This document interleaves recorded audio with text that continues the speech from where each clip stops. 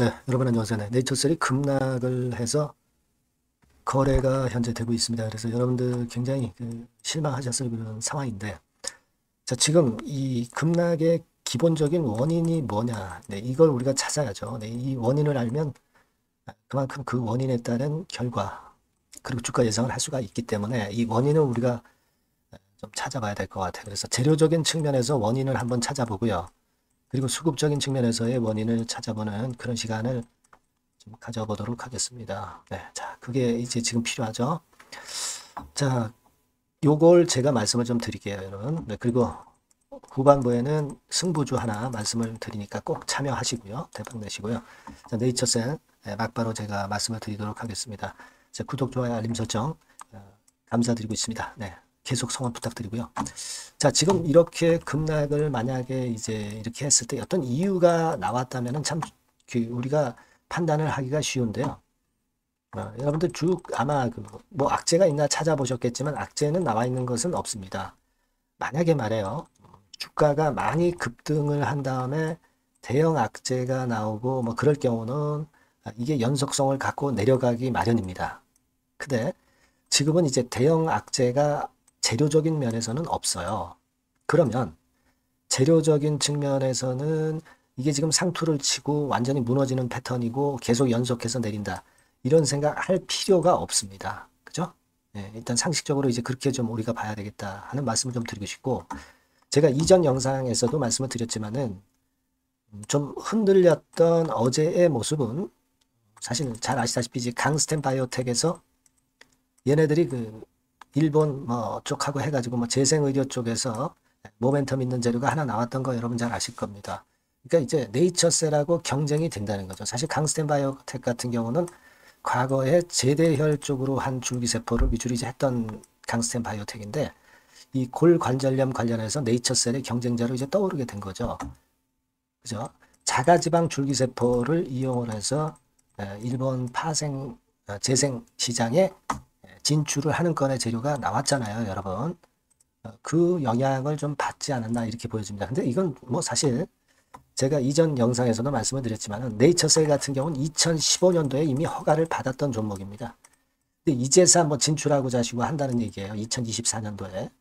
한참 멀었죠. 한참 멀었습니다. 그리고 네이처셀 같은 경우는 사실 미국에서 2비 3회 이상을 하고 있고 국내 3상을 성공적으로 마친 상태고, 여기서 이제 조인트 스템 허가를 지금 현재 신청을 국내에서 한 상태잖아요.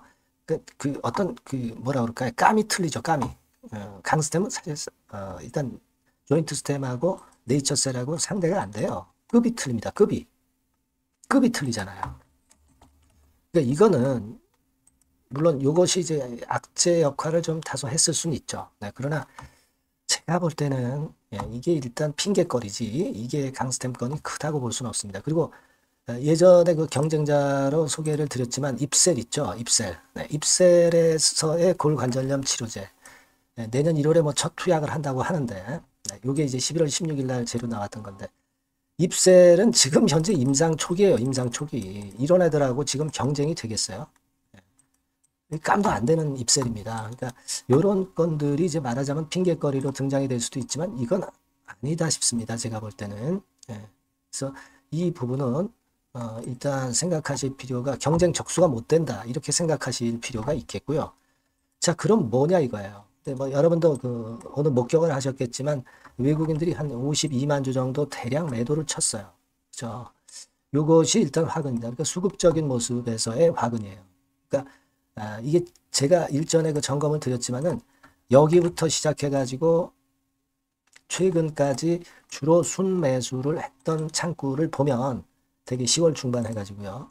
여기 제가 일목요연하게 말씀을 드리지만 10월 23일부터 어제까지 해가지고 많이 샀던 데가 모건 스탠리 49만 주, JP 모간 38만 주다 이런 얘기입니다. 그러니까 얘네들의 물량이 좀 나온 거예요, 여러분. 자, 모건이 50, 그리고 JP가 40이라고 그랬어요. 그죠? 네, 그 정도 된다고 말씀드렸습니다. 그러면 여기 이제 보시면은요, 창구 동향이 이제 나오고, 여기 보시면은 이제 요게 나오잖아요. 네, 여기 나오는데, 여기 보면은 JP 모간하고 JP 모간하고 모건 스탠리하고의 창구가 안 보입니다. 이거는요, 시간만 보이죠. 아침나절에 대량 매도를 때렸다가 지금 여기서 안 보이는 것 뿐이에요. 네, 이거를 우리가 추적을 하려면 여기서 보시면 됩니다. 자, 여기서 보시다시피 여기는 이제 지금 요 창구 봐가지고서는 안 나오는데, 그 밑에 이제 외국인들이 미리 매도를 했던 거 외국 기업기를 눌러보시면 요겁니다. 요거. 여러분 요걸 주목해 볼 필요가 있어요. 자, 요거를 이렇게 보겠습니다. 자, 그러니까 지금은 매도 상위 창구만 요렇게 나와 있지만 그 밑에 창구는 여기 나와 있죠. 여기 나와 있습니다. 그래서 JP 모간이 28만 주 털었다. 네, 그리고 모건 스탠리가 15만 주 털었다. 이겁니다. 그러니까 JP 모간 같은 경우는 아까 뭐라 그랬어요? 38만 주를 최근에 올라올 때 매수를 했다고 그랬죠. 그 중에 28만 주를 털은 거고, 모건 스탠리 같은 경우는 아까 말씀을 드렸다시피 이제 49만 주 정도 있었는데 그 중에 15만 주 정도를 털은 거예요. 15만 주. 얘네들은 28만 주 털고. 그러니까 이제 그러니까 JP 모간 같은 경우는 많이 털었고, 그리고 모건 스탠리 같은 경우는 아직도 한 34만 주가 남아 있는 겁니다. 그죠? 네. 그러니까 우리가 이 창구 동향으로 보면 결국 JP 모간하고 모건 스탠리 때문에 그 차익 매물 때문에 주가가 내렸구나. 이걸 우리가 판단할 수 있는 상황이잖아요. 그죠? 네, 이렇게 된 상황입니다. 이렇게 되면 개인은 또 엄청 샀겠죠. 상대적으로. 그런 양상입니다. 그러니까 자, 지금은 여하튼 우리가 지금 급락의 원인은 차익 매물이 원인이라는 것을 좀 알았고요. 자, 이 차익 매물이 원인이 돼서 많이 폭락을 했지만 좀 돌리는 패턴도 나오고 있습니다. 그죠? 근데 제가 볼 때는 이런 생각을 해요. 뭐 어떤 중간 발표 뭐 이런 건에서 악재가 나왔다든가 그러면 우리가 이게 연속성이 있게 내려갈 수 있겠죠. 그러나 이런 악재가 나온 게 전혀 없어요. 이 호재에 대한 기대감 여전합니다. 그죠? 예. 그리고 뭐 식약처에서 재반려를 한 것도 절대 아니고요. 그죠? 예. 그런 상황이란 말이에요. 막 이런 재반려가 나왔으면 하한가 가죠, 하한가. 그죠? 중간 발표권에서 이제 뭐 나쁜 얘기가 나왔다면 하한가 갑니다. 근데 그게 아니잖아요.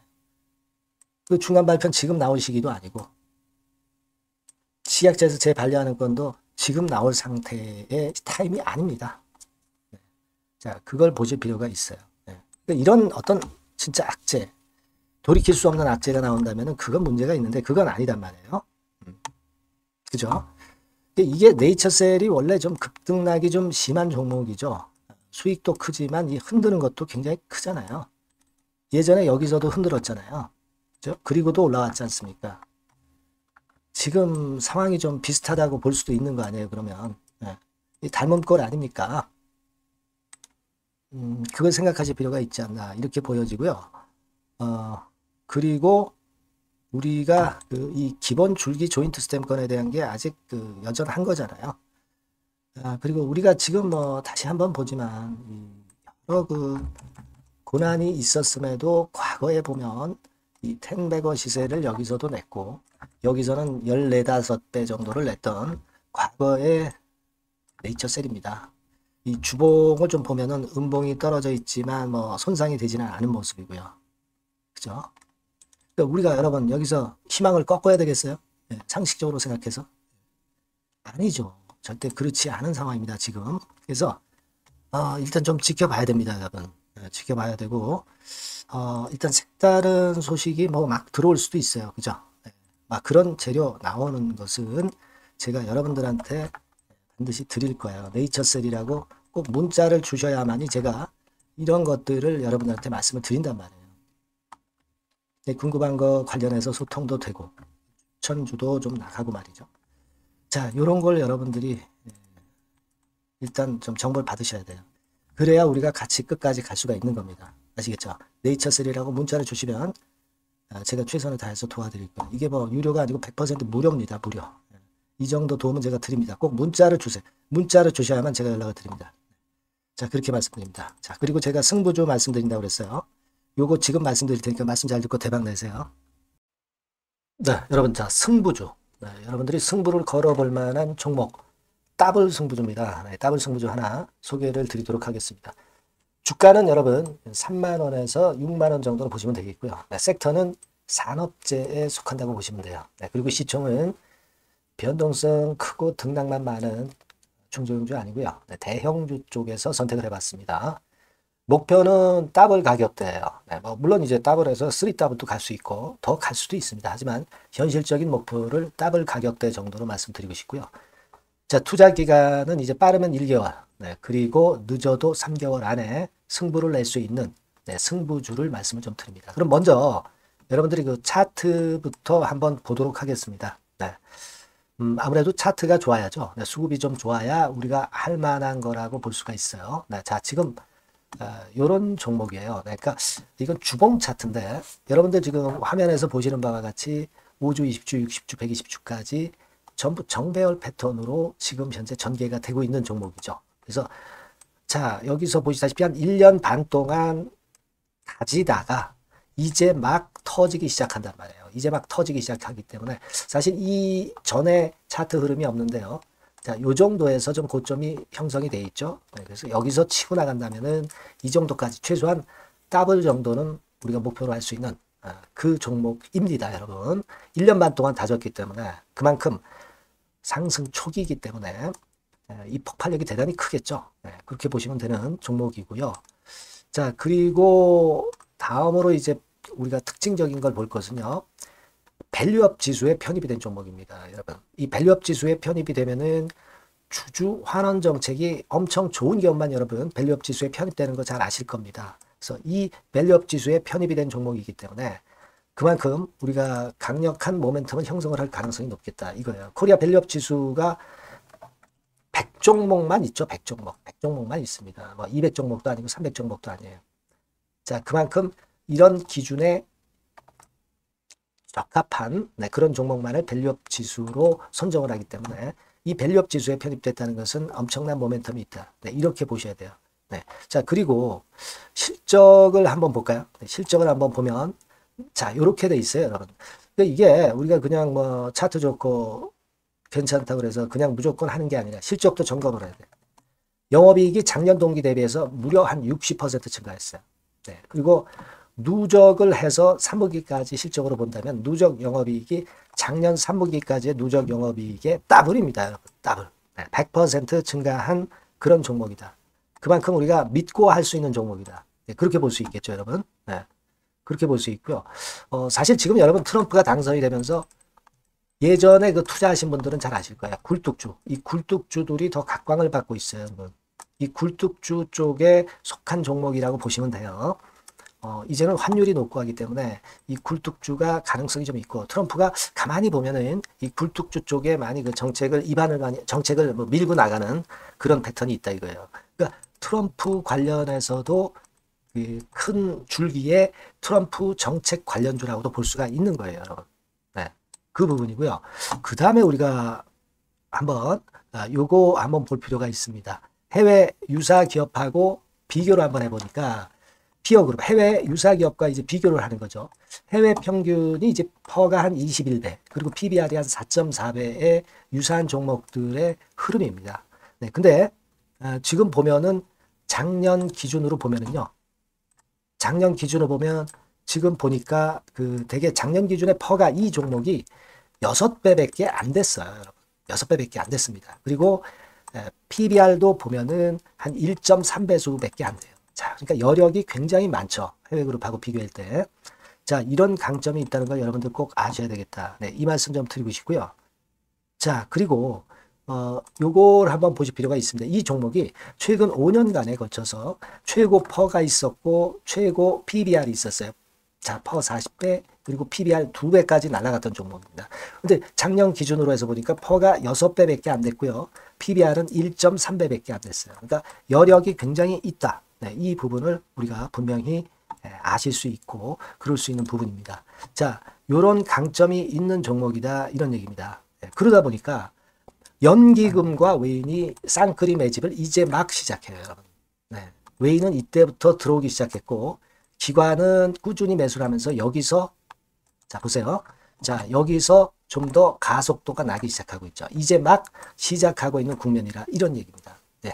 하기 때문에 이 종목은 상당히 메리트가 굉장히 크다라고 하는 사실을 우리가 분명히 알 수 있는 그런 부분이다. 이렇게 판단이 되고요. 따라서 우리가 이런 종목이라면은 승부를 걸어볼 만하다. 네, 저는 그렇게 보는 겁니다. 아시겠죠? 네.